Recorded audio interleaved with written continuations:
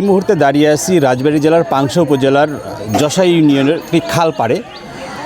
বর্তমান সরকার এই খাল পুনর্খনন কার্যক্রম শুরু করেছে। সেই কাজটি দেখার জন্য কিন্তু আসলে আমরা এখানে এসেছিলাম। এখানে এসে যেমনটি দেখতে পেয়েছি এই খালের প্রায় 90% কাজ কিন্তু আসলে শেষ হয়েছে। এখন পরিচর্যার কাজ চলছে। আমরা যদি এখানে যারা কাজ করছেন এবং এই যে খালপাড়ের যে সমস্ত বাসিন্দা আছে, আমরা যদি তাদের কারোর সাথে একটু কথা বলতে চাই, আমরা এরকম একজন লোকের সাথে কথা বলতে চাই যিনি এই খালপাড়েরই একজন মানুষ। ওনার সাথে একটু কথা বলবে। আচ্ছা, আপনি তো এই জায়গার মানুষ, এই খাল খননে এই জায়গার মানুষের কি উপকার হবে বলে আপনার মনে হয়, আর খাল খনন কেমন হয়েছে বলে আপনি মনে করেন? ধন্যবাদ আপনাকে।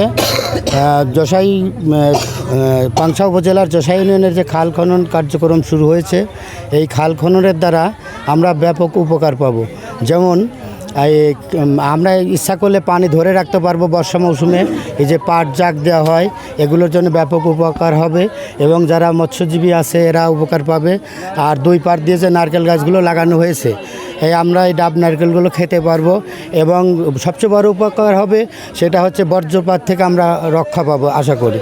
আপনি যেমনটি শুনছিলেন, আসলে এই খাল খনন কার্যক্রমের সাথে যে মানুষগুলো রয়েছে তারা কিন্তু ডেইলি 500 টাকা করে কিন্তু আসলে মজুরি পাচ্ছে, এরকমটি আমরা এখানে এসে জানতে পেরেছি। আমরা এই কাজে যিনি তদারকি করছেন ত্রাণ মন্ত্রণালয়ের কর্মকর্তা, আমাদের পাংশা উপজেলার প্রকল্প বাস্তবায়ন কর্মকর্তা আমাদের দেখতে পাচ্ছি, তিনিও এখানে আছেন।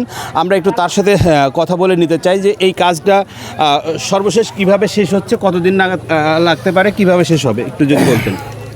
এটা আমাদের গত মে মাসের 2 তারিখে আমরা এই কাজ উদ্বোধন করেছি। সারা বাংলাদেশে খাল খনন চলমান রয়েছে। আমরা আশা করি আমাদের কাট অফ ডেট 43 দিন কাজ করার কথা শ্রমিকের। এর ভিতরেই আমরা ভেকু দিয়ে সব কিছু কাজ শেষ, প্রায় শেষের দিকে, হয়তো 95% কাজ আছে। আমরা আশা করি আর 2 ডেজ 18 তারিখ, আগামী 18 তারিখের মধ্যে ইনশাল্লাহ আমাদের সকল কার্যক্রম শেষ হবে সুষ্ঠুভাবে। ধন্যবাদ। যেমনটি শুনছিলেন, এই কাজে কিন্তু আসলে প্রান্তিক যে কৃষক রয়েছে তারা কিন্তু আসলে মূলত বেশি উপকৃত হচ্ছে।